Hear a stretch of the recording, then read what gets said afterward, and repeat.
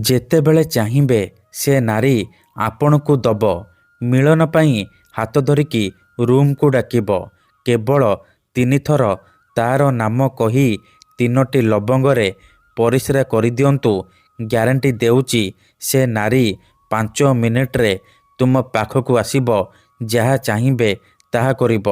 ଆଜ୍ଞା ହଁ, ଆପଣ ସମସ୍ତଙ୍କର ଇଚ୍ଛା ଥିବ କେଉଁ ନା କେଉଁ ଝିଅ ବା ବିବାହିତା ନାରୀକୁ ପଟେଇବା ପାଇଁ, ତାକୁ ନିଜ ପ୍ରେମରେ ଦିବାନୀ କରି ତାଠାରୁ ନିଜର ମନ ମୁତାବକ କାମ ହାସଲ କରିବା ପାଇଁ। ତେବେ କେବଳ 3ଟି ଲବଙ୍ଗ ଆଣି ଏହି ବଶୀକରଣ କରିକି ଦେଖନ୍ତୁ। ଗ୍ୟାରେଣ୍ଟି ଦେଉଛି ଯେଉଁ ଝିଅ ବା ବିବାହିତା ନାରୀ ପାଇଁ ଆପଣ ଏହି ବଶୀକରଣ କରିବେ, ସିଏ ଆପଣଙ୍କ ପ୍ରେମରେ ଦିବାନୀ ହେଇଯିବ। ପାଗଳି ପରି ଆପଣଙ୍କୁ ଭଲ ପାଇବ। ଆପଣଙ୍କୁ ଛାଡ଼ି ରହିପାରିବନି।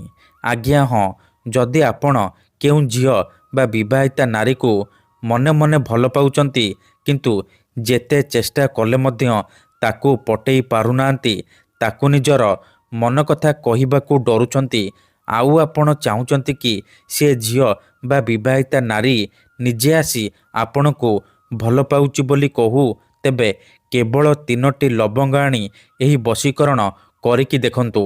ଏହି ବଶୀକରଣ ଏତେ ଶକ୍ତିଶାଳୀ କି ଏହାର ପ୍ରୟୋଗ କେବେ ବି ଖାଲି ଯାଏନି।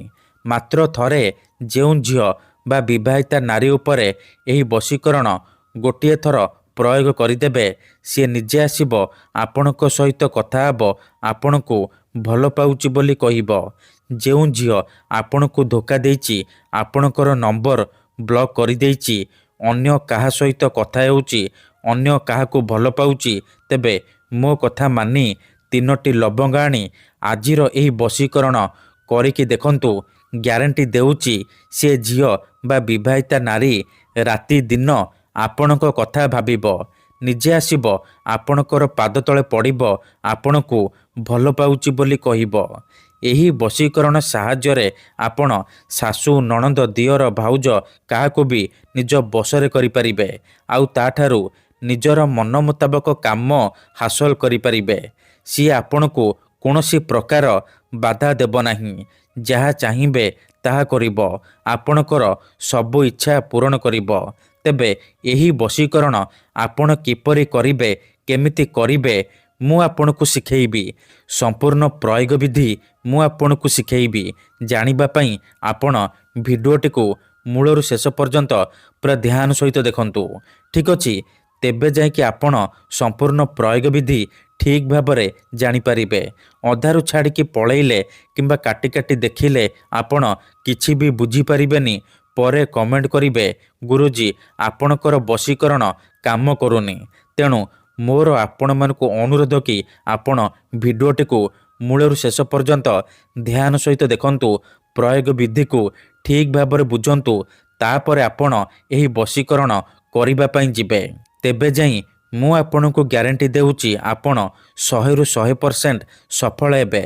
କାହିଁକି ନା ଏହି ବଶୀକରଣକୁ ପ୍ରୟୋଗ କରି ହଜାର ହଜାର ଲୋକମାନେ ଲାଭବାନ ହେଇଛନ୍ତି। ମାତ୍ର ଗୋଟିଏ ଥରରେ ସେମାନେ ନିଜ ପ୍ରେମକୁ ପାଇପାରିଛନ୍ତି। ଆଶା ଛାଡ଼ି ଦେଇଥିବା ଲୋକ ମଧ୍ୟ ନିଜ ପ୍ରେମକୁ ପାଇପାରିଛି। ବିନା ମନ୍ତ୍ର, ବିନା ତନ୍ତ୍ର, ବିନା କିଛି ଜିନିଷ ଖୁଆଇ ପିଆଇ, ବିନା କୌଣସି ପଇସା ଖର୍ଚ୍ଚ କରି ଆପଣ ଘରେ ବସି ବସି ଏହି ବଶୀକରଣ କରିପାରିବେ। ଆଉ ନିଜ ପସନ୍ଦର ସୁନ୍ଦରୀରୁ ସୁନ୍ଦରୀ ଝିଅକୁ ପଟେଇ ପାରିବେ। ମୋର ବିଶ୍ୱାସ କି ଆପଣ ଅତି ସହଜରେ ଏହି ବଶୀକରଣ କରିପାରିବେ। ବର୍ଷ ବର୍ଷ ଧରି ଭାଙ୍ଗି ଯାଇଥିବା ପୁରୁଣା ପ୍ରେମକୁ ଫେରାଇ ଆଣିପାରିବେ। କେଉଁ ବି କୁଆଁରୀ ଝିଅ ବା ବିବାହିତା ନାରୀକୁ ନିଜ ବଶରେ କରି ତାଠାରୁ ନିଜର ମନ ମୁତାବକ କାମ ହାସଲ କରିପାରିବେ। ତେଣୁ ମୋର ଆପଣମାନଙ୍କୁ ଅନୁରୋଧ କି ମନରେ କୌଣସି ଖରାପ ଉଦ୍ଦେଶ୍ୟ କିମ୍ବା କୌଣସି ଖରାପ କାମ ପାଇଁ ଆପଣ ଏହି ବଶୀକରଣକୁ ପ୍ରୟୋଗ କରିବେନି। କାହିଁକି ନା ଯେଉଁ ଝିଅ ବା ବିବାହିତା ନାରୀ ଉପରେ ଆପଣ ଏହି ବଶୀକରଣ ମାତ୍ର ଗୋଟିଏ ଥର ପ୍ରୟୋଗ କରିଦେବେ, ସିଏ ସେହି ସମୟଠାରୁ ଆପଣଙ୍କ ଆଡ଼କୁ ଆକର୍ଷିତ ହେବାକୁ ଲାଗିବ, ଆପଣଙ୍କୁ ଭଲ ପାଇବାକୁ ଲାଗିବ, ଆପଣଙ୍କର ସବୁ କଥା ମାନିବ, କୌଣସି ପ୍ରକାର ବାଧା ଦେବ ନାହିଁ। ଆଜ୍ଞା ହଁ, କେବଳ 3ଟି ଲବଙ୍ଗର ଏହି ବଶୀକରଣ ଏତେ ଶକ୍ତିଶାଳୀ କି ଯିଏ ବି ଏହାକୁ କରିଛି ସଫଳ ହେଇଛି। ତେଣୁ ଆପଣ ବି ବିଶ୍ୱାସର ସହିତ ଗୋଟିଏ ଥର କରନ୍ତୁ। ତାପରେ ଦେଖିବେ ଚମତ୍କାର କିପରି ସେହି ସମୟଠାରୁ ସେ ଝିଅ ବା ବିବାହିତା ନାରୀ ଆପଣଙ୍କ ଆଡ଼କୁ ଆକର୍ଷିତ ହେବାକୁ ଲାଗିବ। ନିଜେ ଆସିବ, ଆପଣଙ୍କ ସହିତ କଥା ହେବ, ଆପଣଙ୍କୁ ଭଲ ପାଉଛି ବୋଲି କହିବ। ତେବେ ଏହି ବଶୀକରଣ ବିଧି ଜାଣିବା ପୂର୍ବରୁ ମୋର ଆପଣମାନଙ୍କୁ ଗୋଟିଏ ଛୋଟିଆ ଅନୁରୋଧ ଶୁଣି ନିଅନ୍ତୁ। ଆମର ଭିଡ଼ିଓର କମେଣ୍ଟରେ ବହୁତ ଲୋକମାନେ ଫେକ୍ ଲୋକମାନେ କମେଣ୍ଟ କରୁଛନ୍ତି, ମୋବାଇଲ ନମ୍ବର ଦେଉଛନ୍ତି, ବଶୀକରଣ କରିବେ କହିକି ହଜାର ହଜାର ଟଙ୍କା ଠକି ନେଉଛନ୍ତି। ସେମାନେ ଏତେ ମାତ୍ରାରେ କମେଣ୍ଟ କରୁଛନ୍ତି କି ଆପଣଙ୍କର କମେଣ୍ଟ ତା ଭିତରେ ହଜିଯାଉଛି, ଆଉ ଆମେ ଆପଣଙ୍କୁ ରିପ୍ଲାଏ କରିପାରୁନୁ। ଏଥିପାଇଁ ଆପଣ ଆମକୁ କ୍ଷମା କରିବେ। ଆଉ କମେଣ୍ଟ ବକ୍ସରେ ଦିଆଯାଉଥିବା ଫେକ୍ ମେସେଜ ଆଉ ମୋବାଇଲ ନମ୍ବରର ରିପ୍ଲାଏ ଦିଅନ୍ତୁ ନାହିଁ, କାହିଁକିନା ସେମାନେ ବଶୀକରଣ କରିବେ କହିକି ଆପଣଙ୍କର ପଇସା ଠକି ନେବେ। ତେଣୁ ମୋର ଆପଣମାନଙ୍କୁ ଅନୁରୋଧ କି ଆପଣ ଭିଡ଼ିଓ ଦେଖନ୍ତୁ, ନିଜେ ଚେଷ୍ଟା କରନ୍ତୁ, କିନ୍ତୁ ଏହିସବୁ ଠକାମିରୁ ଦୂରେଇ ରୁହନ୍ତୁ। ଠିକ୍ ଅଛି, ଆମର ବହୁତ ସାରା ଦର୍ଶକ ବନ୍ଧୁମାନେ ଅଛନ୍ତି ଯେଉଁମାନେ ଆମକୁ କହୁଛନ୍ତି କି ଗୁରୁଜୀ ଆପଣ ଆମର କାମ କରିଦିଅନ୍ତୁ, ଆପଣ ଯେତେ ପଇସା ମାଗିବେ ଆମେ ଦେବୁ। ହଜାର ହଜାର ଟଙ୍କା ଯାଚୁଛନ୍ତି। ଦେଖନ୍ତୁ, ୟୁଟ୍ୟୁବରେ ଆପଣଙ୍କୁ ଏମିତି ଅନେକ ଚ୍ୟାନେଲ ମିଳିଯିବ ଯେଉଁମାନେ ମୋବାଇଲ ନମ୍ବର ଦେଉଛନ୍ତି, ତାବିଜ ବିକୁଛନ୍ତି, ବଶୀକରଣ କରିବେ କହିକି ହଜାର ହଜାର ଟଙ୍କା ଠକି ନେଉଛନ୍ତି। କିନ୍ତୁ ଆମର ଏହି ଚ୍ୟାନେଲରେ ଆପଣଙ୍କ ପାଇଁ ଫ୍ରିରେ ବଶୀକରଣ ଭିଡ଼ିଓ ଅପଲୋଡ଼ କରାଯାଉଛି, ଯାହାକୁ ଆପଣଙ୍କର ସୁବିଧା ପାଇଁ ଅପଲୋଡ଼ କରାଯାଉଛି, ଯାହାକୁ ଆପଣ ଘରେ ବସି ବସି କରିପାରିବେ। ତେବେ ଆପଣ ପଇସା କ'ଣ ପାଇଁ ଖର୍ଚ୍ଚ କରିବେ? ଆପଣ ଭିଡ଼ିଓ ଦେଖନ୍ତୁ, ନିଜେ ଚେଷ୍ଟା କରନ୍ତୁ, ତେବେ ଯାଇକି ଆପଣ 100ରୁ 100% ସଫଳ ହେବେ। ଯଦି ଗୋଟିଏ ଥରରେ ସଫଳ ହୋଇପାରୁନାହାନ୍ତି, ଦ୍ୱିତୀୟ ଥର ଚେଷ୍ଟା କରନ୍ତୁ, ନିହାତି ଭାବେ ସଫଳ ହେବେ। ଠିକ୍ ଅଛି, ବଶୀକରଣ କରିବା ପୂର୍ବରୁ ବଶୀକରଣ ବିଷୟରେ କିଛି ଜାଣି ରଖନ୍ତୁ। ବଶୀକରଣର ମାନେ ହେଉଛି ସାମ୍ନାବାଲାକୁ ନିଜ ବଶରେ କରିବା, ତାର ଦିମାଗରେ ନିଜର ଭାବନାକୁ ପହଞ୍ଚାଇବା। ତେବେ ବଶୀକରଣ କ'ଣ ପାଇଁ କରାଯାଏ? ଯେତେବେଳେ ଆପଣ କାହାକୁ ନିଜଠାରୁ ଅଧିକ ଭଲ ପାଉଛନ୍ତି କିନ୍ତୁ ଯେତେ ଚେଷ୍ଟା କଲେ ମଧ୍ୟ ତାକୁ ପଟେଇ ପାରୁନାହାନ୍ତି, ତା ବିନା ବଞ୍ଚିପାରିବେନି ଭାବୁଛନ୍ତି, ସେତେବେଳେ ଆପଣ ବଶୀକରଣ କରିପାରିବେ। କିମ୍ବା ଯଦି କେଉଁ ଲୋକ ବିନା କାରଣରେ ଆପଣଙ୍କୁ ହଇରାଣ କରୁଛି, ଆପଣଙ୍କର ଘର ପରିବାର ଉପରେ ଖରାପ ନଜର ପକାଉଛି, ଏହିପରି ପରିସ୍ଥିତିରେ ଆପଣ ବଶୀକରଣ କରିପାରିବେ। କାହିଁକିନା କେତେଥର ଏମିତି ହେଇଥାଏ କି ଆମର ଶତ୍ରୁ ପଇସାରେ ଆଉ ଶକ୍ତିରେ ଆମଠାରୁ ବଳବାନ ହେଇଥାଏ, ଆଉ ଆମେ ଚାହିଁକି ବି ତାର କିଛି କରିପାରୁନାହୁଁ। ଏହିପରି ପରିସ୍ଥିତିରେ ଆପଣ ବଶୀକରଣ କରିପାରିବେ। ନିଜ ଶତ୍ରୁକୁ ହାତ ମୁଠାରେ ରଖିପାରିବେ, ଝିଅ ପଟେଇ ପାରିବେ। ଏଥିପାଇଁ ଆଜିର ଏହି ଭିଡ଼ିଓଟିରେ ମୁଁ ଆପଣଙ୍କ ପାଇଁ ଆମର ତନ୍ତ୍ରଶାସ୍ତ୍ରରୁ ଏମିତି ଏକ ସହଜ ମହାଶକ୍ତିଶାଳୀ ନାରୀ ମୋହିନୀ ବଶୀକରଣ ନେଇ ଆସିଛି, ଯାହାର ପ୍ରୟୋଗରେ ଆପଣ କେଉଁ ବି କୁଆଁରୀ ଝିଅ ବା ବିବାହିତା ମହିଳାକୁ ଅତି ସହଜରେ ନିଜ ବଶରେ କରିପାରିବେ।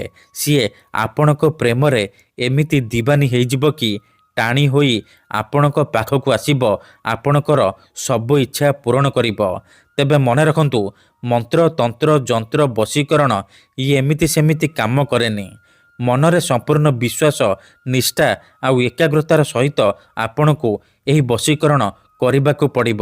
ତେବେ ଯାଇ ମୁଁ ଆପଣଙ୍କୁ ଗ୍ୟାରେଣ୍ଟି ଦେଉଛି, ଆପଣ ଯାହାକୁ ଚାହିଁବେ ତାକୁ ପଟେଇ ପାରିବେ, ନିଜ ପ୍ରେମରେ ଦିବାନୀ କରିପାରିବେ।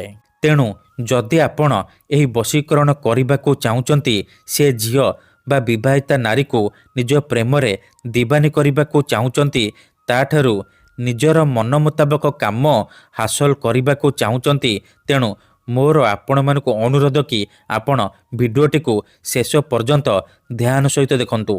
ମନେ ରଖନ୍ତୁ, ଏହି ବଶୀକରଣ କରିବା ପାଇଁ ଆପଣଙ୍କୁ କେବଳ 3ଟି ଲବଙ୍ଗ ଆବଶ୍ୟକ। କେବଳ 3ଟି ଲବଙ୍ଗର ସାହାଯ୍ୟରେ ଆପଣ ସେ ଝିଅକୁ ପଟେଇ ପାରିବେ, ବିବାହିତା ନାରୀକୁ ପଟେଇ ପାରିବେ। ପ୍ରଥମେ ଆପଣ କ'ଣ କରିବେ? 3ଟି ଲବଙ୍ଗ ନେଇକି କୌଣସି ଏକ ସୁନସାନ ଜାଗାକୁ ଯିବେ, ଯେଉଁଠାରେ ଆପଣଙ୍କୁ କେହି ଦେଖିବେନି କିମ୍ବା ଡାକିବେନି। ତାପରେ ସେ 3ଟି ଲବଙ୍ଗକୁ ତଳେ ମାଟି ଉପରେ ରଖିବେ।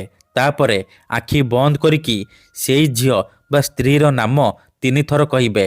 3 ଥର ସେ ଝିଅ ବା ସ୍ତ୍ରୀର ନାମ କହିସାରିବା ପରେ ଆପଣ ଏହି ଶବ୍ଦକୁ ମାତ୍ର 3 ଥର ପଢ଼ିବେ।